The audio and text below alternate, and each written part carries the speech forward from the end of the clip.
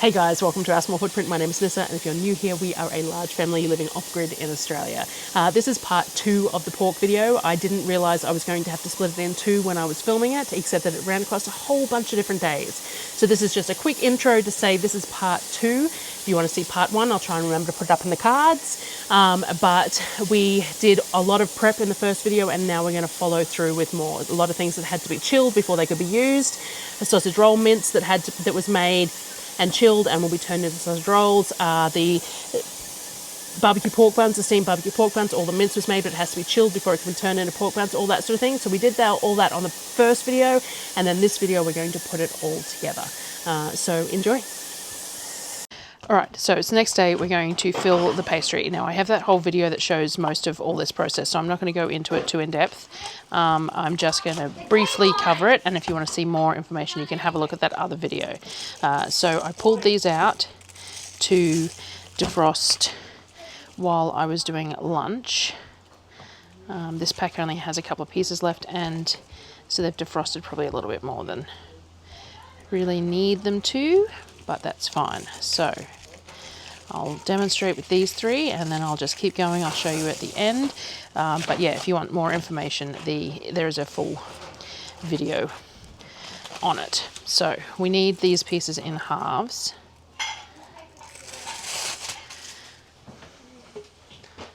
So we will cut all of them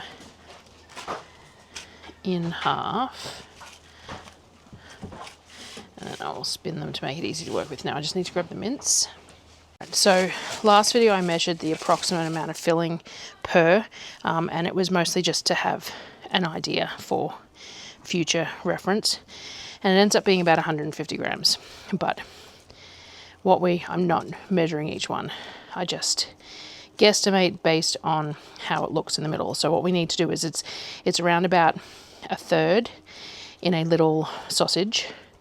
Sort of a finger height high, and then we grab the pastry.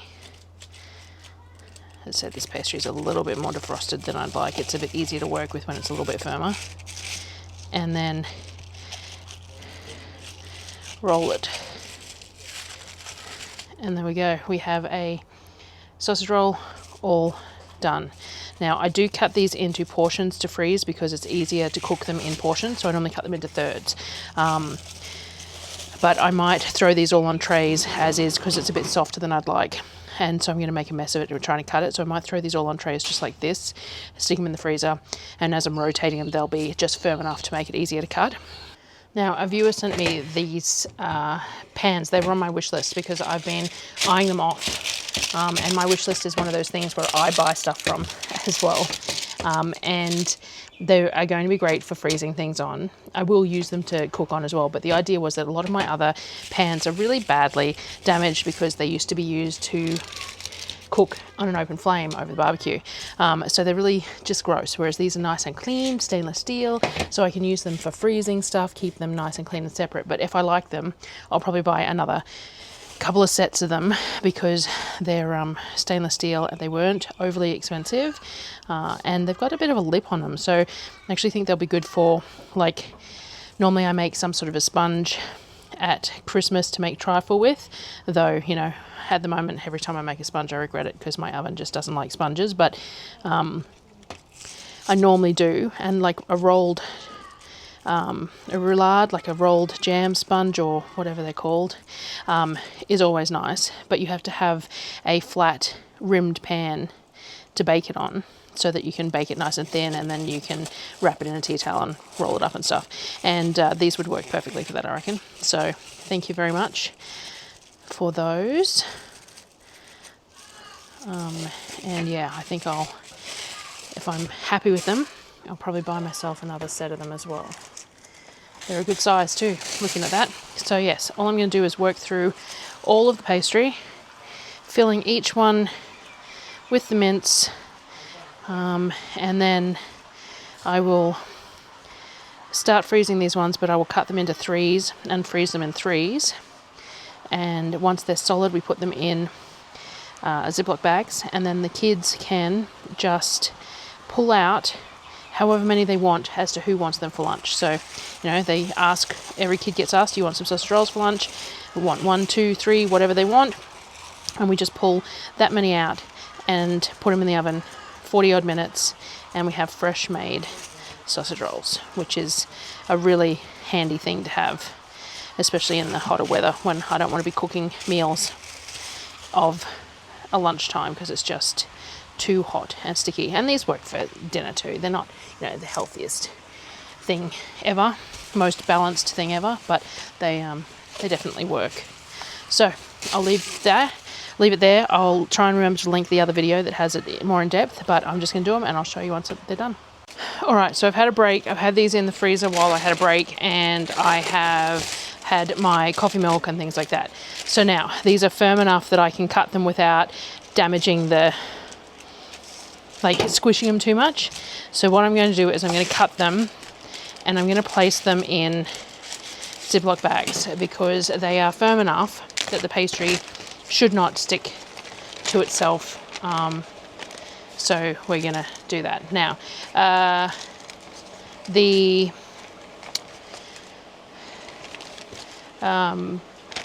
reuse Ziploc bags wherever I can.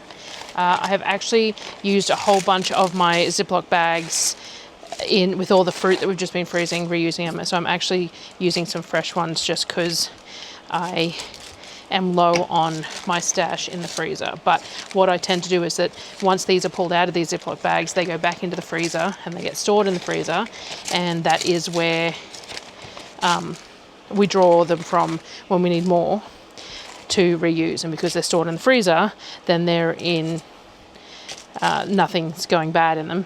But we do try and keep meat in some and fruit in others and that sort of thing. So all right, so what are we putting in here? We've got 3, 4, 5, 9, 10, 11,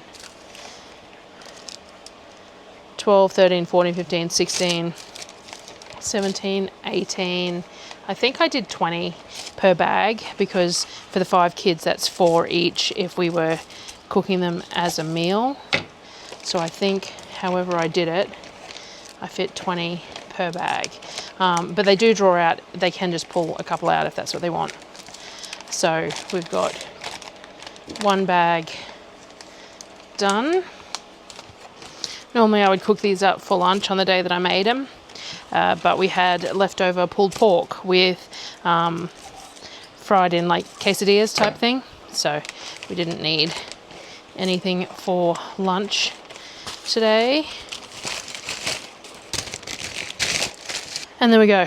So we got 20, 40, 60, 80, 100, 117. So I'm going to put them back on these trays in the freezer until they're solid, and then the bags can be stacked in the freezer however I want.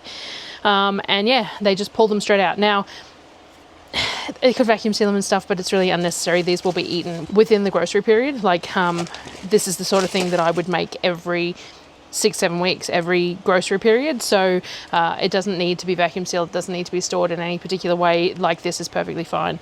And then when they heat them up, they can egg wash them and sesame seed if they want, but they generally don't. They generally just throw it straight in the baking tray and cook it straight off like this. So 117 sausage rolls done. And they're probably twice the size of like a party sausage roll, I suppose. Not quite as big as a full-size one, but they're a good size. And they cook fairly quickly at this size. So get these back in the freezer. Next task for today is doing the gyoza mince. So I have to pull that other pork out. It has to be minced. I have to shred up some cabbage and things like that. So that is the next task. Sausage rolls are in the freezer. And the last task is this last roast. So I'm not going to turn it all into gyoza. I don't have enough wrappers. I only bought about the same amount that I did last time because I just wasn't sure if I'd get to use them. So I'm going to mince it all, but some of it will end up being frozen just as mince because honestly, I'm a bit over it. And I will use the mince for something else another time. So same process as before. I'm going to skin this. I'm going to cube it. I'm going to chill it for 15 minutes and then I'm going to mince it. So I'll bring you back in the relevant points. But for the moment. We're just going to cube it up into the size for the mincer, and then I will probably chill it while I get the cabbage and stuff ready, so I'll bring you back then. I've actually changed my mind on what I'm going to do with some of this excess. I'm going to just can it as pork. We ate all that pulled pork that I made yesterday over a couple of meals, and what we do like pulled pork as is in flatbreads and stuff, and that's something that we can have more of over summer, is the wraps and flatbreads and quesadillas and stuff with pulled pork. So I tend to can my pork as is. I don't season it because I find that sometimes the seasonings, especially if you're going for a barbecue or a tomato base, will burn in a jar. So what I tend to do is just do it completely neutral and let it just, and then season it when we reheat it. So you can just pour it into a pan to reheat it, or you can eat it cold straight out of the jars. It doesn't matter, it's cooked. But generally speaking, we put it in a really nice hot pan and crisp it up, and then use it on wraps or on nachos or on baked potatoes or whatever. So because I don't need all of this for gyoza, I've got a big pot of pork for the pork buns still to do, and I've got all those sausage rolls in the freezer. I could just freeze some of this in chunks to pull later, but I can see myself not getting to it, and as I said, I've already got that bag from last time in there that I haven't got to yet, so I don't want to add to stuff stashed in my freezer that isn't being dealt with. I do not have room to do that kind of thing, so I'm going to just chunk stuff up into jars. Now I want to do at least 4 or 5 jars to make it worth running the canner, so I have to find a couple more jars. But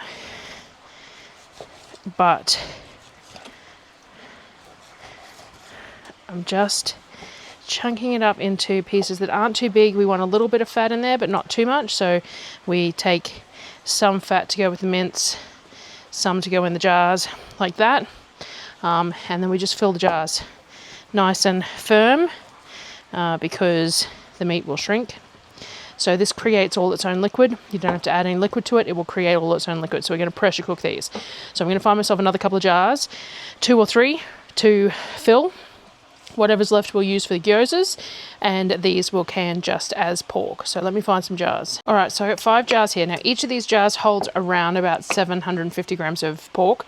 So these are done. I got the rest of the pork here. I'm going to throw this in the fridge to chill before I mince it and get the cabbage and everything else sorted. We'll get rings on these jars. We'll get this sorted while that is chilling again. So I had greasy hands while I was filling all these jars. So I'm going to give the rims a really, really good clean with some vinegar on a clean tea towel. I like to use paper towel for this because it doesn't potentially leave any fibers behind, but I cannot find any paper towel. Paper towel is one of those things that I buy because I have these finite amount of things that I use it for. Canning is one of them. And drying off certain things that need to be dried, like my screens and stuff, that, you know, paper towel always makes them look a little bit better than if you're trying to use a cloth or whatever. But the kids reach for it in so many different things that they really could use cloth tea towels for, but they just don't because children. So real life, no matter how much paper towel I buy, it's always going to be used. All right, so we've cleaned them well with vinegar. We've got our rings.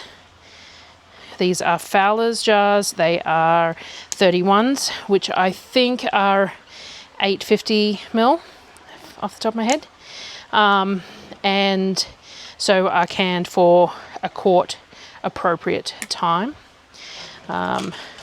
So this pork will go for 90 minutes and it will create all its own juices and cook and shrink, and will be approximately 750 grams of pulled pork per jar on the shelf to use for whatever. So I didn't grab my lids. I grabbed my clips, but I didn't grab my lids. All right, we have the stainless steel Fowler's lids. These are the reusable parts of the lid, like the rings on a ball mason jar. The rubber rings on this are the disposable part, though some people do store them appropriately and reuse them if they are in good condition.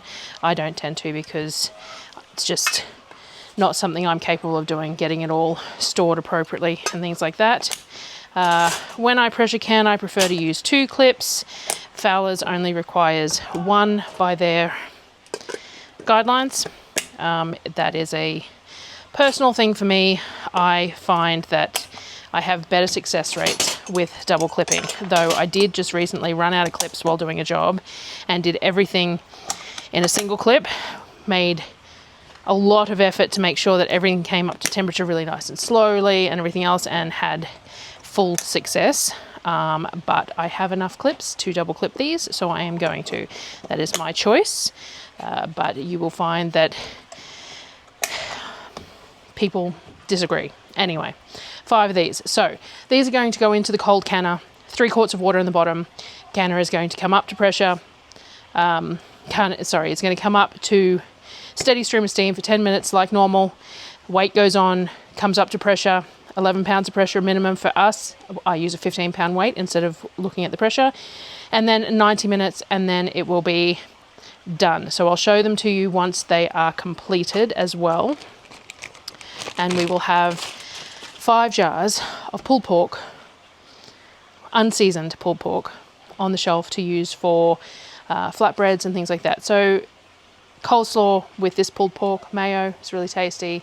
Spread over quesadillas, as I said, over nachos, over baked potatoes. It's plain pulled pork, nothing else. So you can add seasoning, you can add salt, you can add flavors, you can add sauces. I like to just do the pork plain and then season it when I decide what I'm eating it for. So I'm going to get these going. Then I'm going to tidy up again, and we'll get the cabbage done and then the mince route. All right, so after that, we should be left with approximately 3 kilos of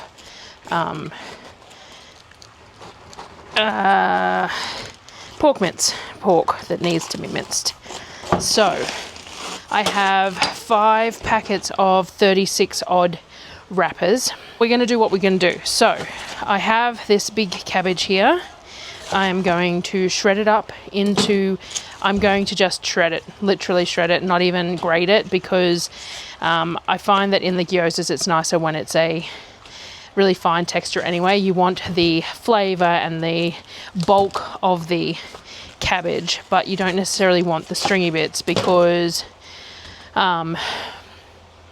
it can be hard to wrap, because they're such a small thing that you're wrapping. It can be hard to wrap them. So what I'm going to do is I'm going to use my Thermomix, and I'm pretty much just going to mince it, and then we're just going to sweat it for a little bit with some salt and drain off any excess fluid. So all I'm going to do is chop it into some chunks, throw it in my Thermomix bowl, and run it very briefly at speed 5. And then I'm going to find a bowl, and we're going to put in the bowl with some salt. Easy as that. This is not actually the best way to do this. It's not the most uniform and everything else, but I don't care. It's nice and quick. I'm going to use the Thermomix spatula that has the collar on it in the 6, which allows me to put the spatula in and agitate it as it's going. Super simple, just like that. That's what I'm looking for. So now I need to get a bowl to put this in, or a container of some sort. I'll just use this Canberra container, throw it in, and keep on going. So I'm going to go through, and I will probably do, I might do this whole cabbage actually. Once you've cut open a cabbage, you tend to have to use it. I do have a second cabbage in the fridge. I could make okonomiyaki tomorrow, I suppose. I'll see how much it ends up being. I'll leave it at that. That's probably more than I need realistically, but that's plenty. So I've got the half cabbage. I will wrap that and put it away so it can be used in the next couple of days. I will use the leaves that I cut off the outside to cover the open face and place it in the chest fridge to use. All right, so I'm going to put some salt in here, and generous amount of salt in there, and just mix it through, and then I'm going to let this sit, and I will squeeze some liquid out of it before I use it. All right, so that one's done. Again, I have this recipe, like on my previous pork video, I did gyozas as well, so it'll be a very similar recipe there. We're going to put some garlic and some ginger, a little bit of sesame oil, a little bit of cornstarch, and some soy sauce when we mix it with the pork. So we're going to leave this for the moment to sit, and now I guess I will pull the mincer out and mince the pork. Alright, so we've got the Louvel out again, we have the pork, we're going to mince it. You don't need to see me do it again, but this is what we're doing. Louvel, mince it all up, and then we'll mix it up for the gyoza. Alright, so we've got the mince done. Now I'm going to add a good slug of sesame oil. I have squeezed out the bulk of the water from the cabbage, and now I'm going to add the cabbage. I have my mixed minced ginger and garlic here that I'm going to add. I'm going to add some soy sauce. I'm going to say what, like 4 tablespoons.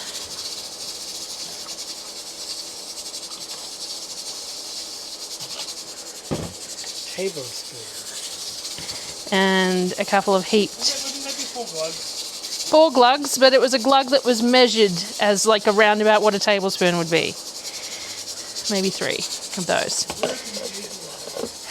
Apparently my glugs aren't measurable enough for Darryl. He would really like if I could give him a defined like glug, but that's the whole point of a glug, is that it's variable depending on the circumstance. I'm a terrible cooker, and I need instructions. Alright, and we're going to put some cornstarch in here, which once Darryl's made himself a drink, I'm going to grab him to grab for me. So I'm just going to mix this up. I think it's on the bottom shelf, the white jar, sorry, the clear jar with the white powder in it. Alright, so we've got all that mixed together. And then we're just going to add the cornstarch. I want around about 5 tablespoons, a quarter of a cup-ish for this quantity, just to give it some bouncy emulsification for inside the gyoza. So I need to wash and dry my hands so I can measure it out, and then we'll add that, and then we're ready to start wrapping. Alright, so there's about 5 tablespoons of cornstarch. We're just going to swirl that through. That create a, you sort of want to try and swirl it a single direction, which is a whole lot easier when you've got a lot less product than what we're working with. And it's not really that big a deal, just as long as it's going to absorb any excess liquid and bring the pork into sort of a tacky sort of a consistency. So that will do fine. It doesn't have to be perfect. So we now have our pork mince. Now let me tidy up and get myself sorted to start filling the gyoza wrappers, because it's getting late and this is dinner as well. Now, as I said, I'm sort of flitting through this because this video is already going to be quite lengthy, and I did a whole video on the pork last month, and last month I did the gyoza and the sausage rolls as well, but not other stuff. So, you know, it's a mixed bag of, this is what I'm doing with the pork this month. Now I need a little container of water, and we can add a little bit of cornstarch to that.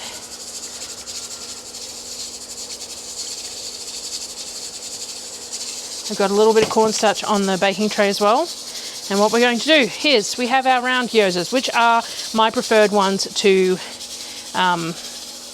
roll up. I just find them the easiest ones to do.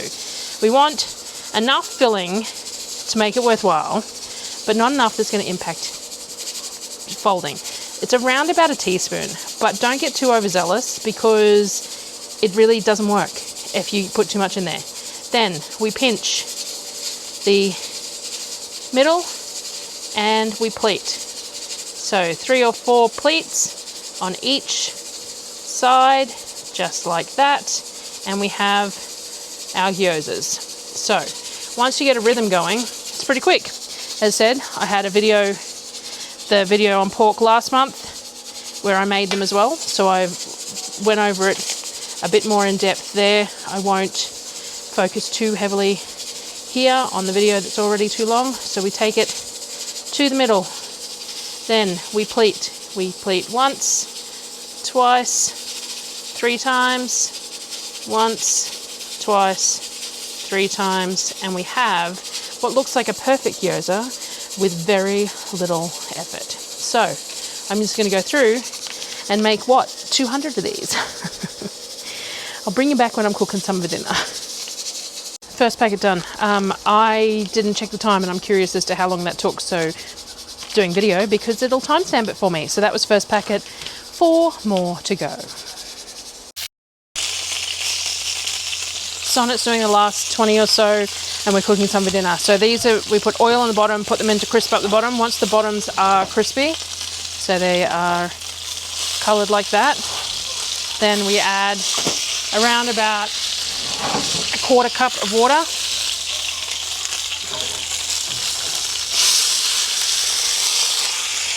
And put a lid on. Our lids being square pans, I use baking trays because that's what gets the best seal.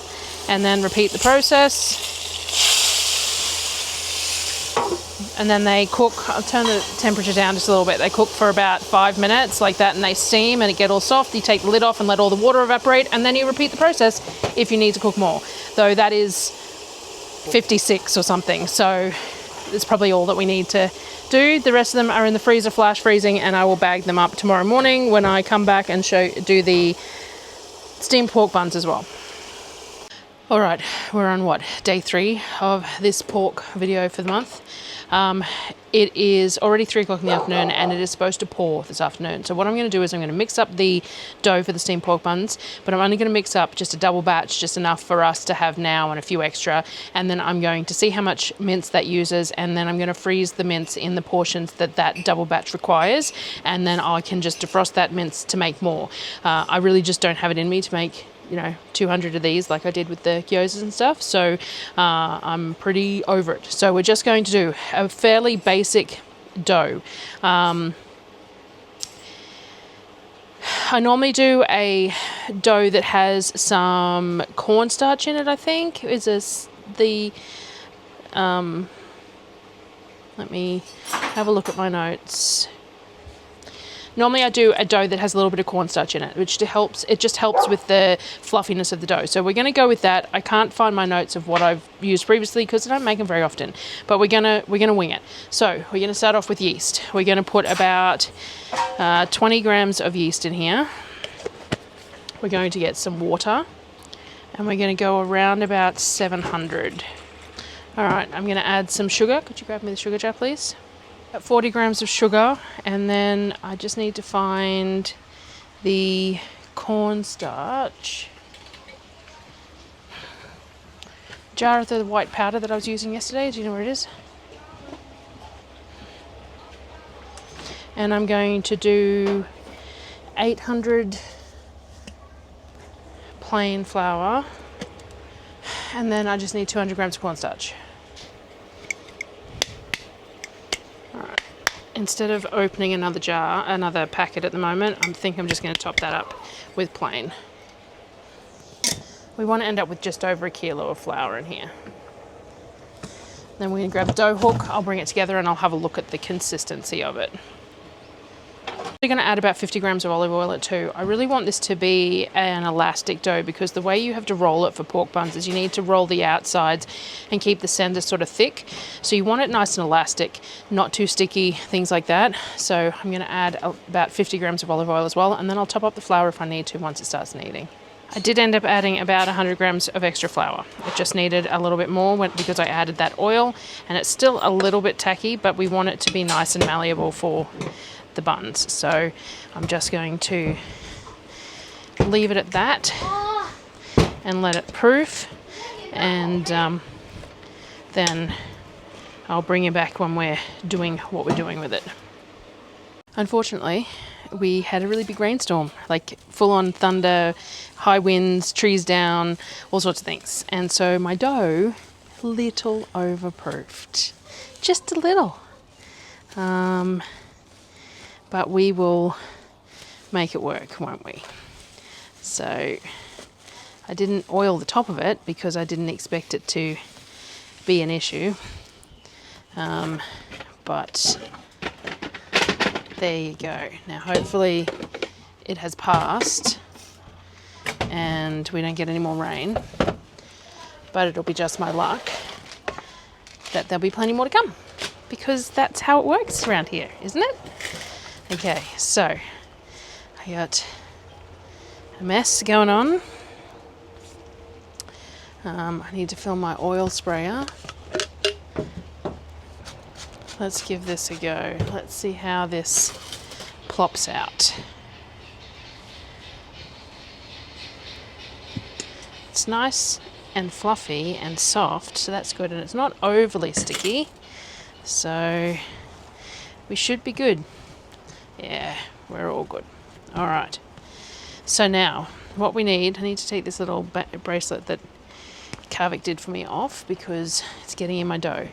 So we need 50-gram portions of this to make the buns. I need, Kavik, can you get Sonnet, please, to give me a hand? Yes, give that a wash for me. And I'm going to get Sonnet to give me a hand because we need to get the pan sorted for the steamer as well. And what I do is I steam on little squares of baking paper. So what I do is I tear off small portions and then I cut them into squares. Yeah. So that I can place each one on its own little square. So I need 2 pans with the steamer trays. So I'm just going to cut some squares up first. Yep. So I'm just going to grab some 50-gram balls. I'm just going to put each one into a ball and put them to the side as I do the rest. Put them each into a ball. By the time I come back to them, they'll have rested a bit for rolling out. But starting with a round ball is easier when I'm rolling them out. Right, so with the buns, what you want is you want them rolled on the edges but not the middle. Now, I'm not great at this, but the idea is that you roll from the outside and you leave the middle sturdy. Normally inwards, but my technique leaves a lot to be desired. It's not something I do often enough to really have much of a technique of. Once I get through these, I'll probably get a bit faster or figure out which hand is better or whatever. We'll figure it out. So then you place your filling in the middle. Okay. And how much you want? So.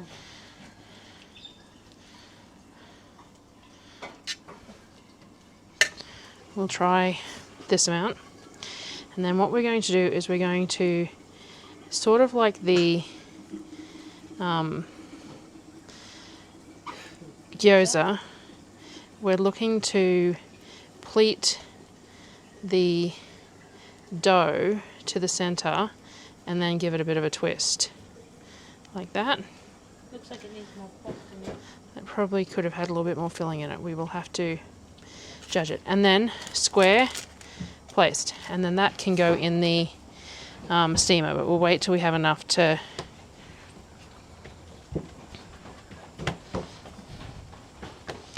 So I need to figure out the best technique for this because it's going slowly, that process. And then so we fill the middle.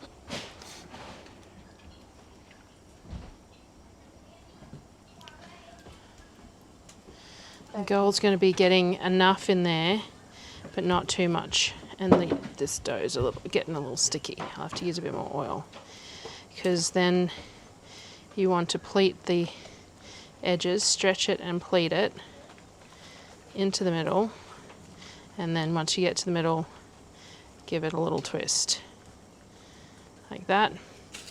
Place it on the baking paper and it's ready to go in the steamer. All right, so as I said, once you get going to a few of them, it is a lot easier to pleat them in. You're just pulling it into a pleated edge all the way around and it becomes, you know, motor memory. And then pinch and they're done. So that part of it becomes a lot quicker the more you do. So we've been cooking them off. I'll show them some when they're cooked to you. But we've been cooking them off. I think we've got, there's 21 now, including the ones that are in the pan. 23, 25, 27, 29, 30, 1, 2, 3, 4, 5, 6, 7, 8, 9, 10, 41. So I said it was around about 40. And we've got an estimate of about how much meat goes per. So I'm going to weigh that estimate and then figure out what portions I want to put the cooked meat into for next time. All right, we measured out around about how much we put in each one, which is about 70 grams per bun. So we've got 2.8 kilos here, which is enough to do 40 more buns, which is one whole double batch like this. And there's about 700 grams left in here. So either I make, you know, enough to do that as well, or I don't, whatever happens at the time. Or we use it for something else, whatever. That's right.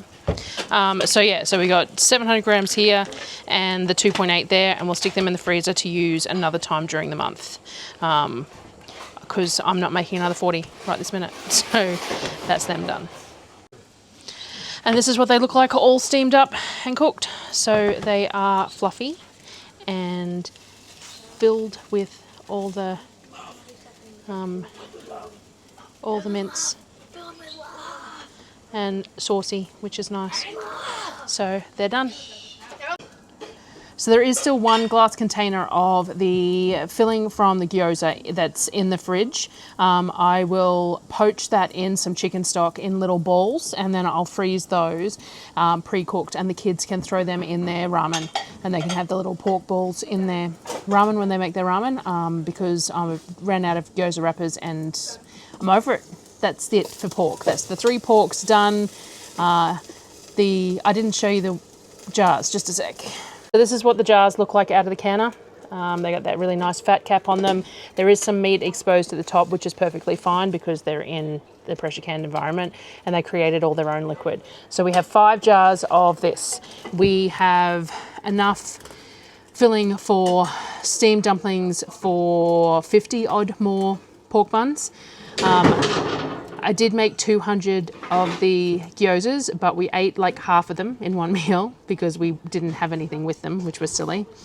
And 147 sausage rolls are in the freezer. We had pulled pork for 2 meals, and I think that was it.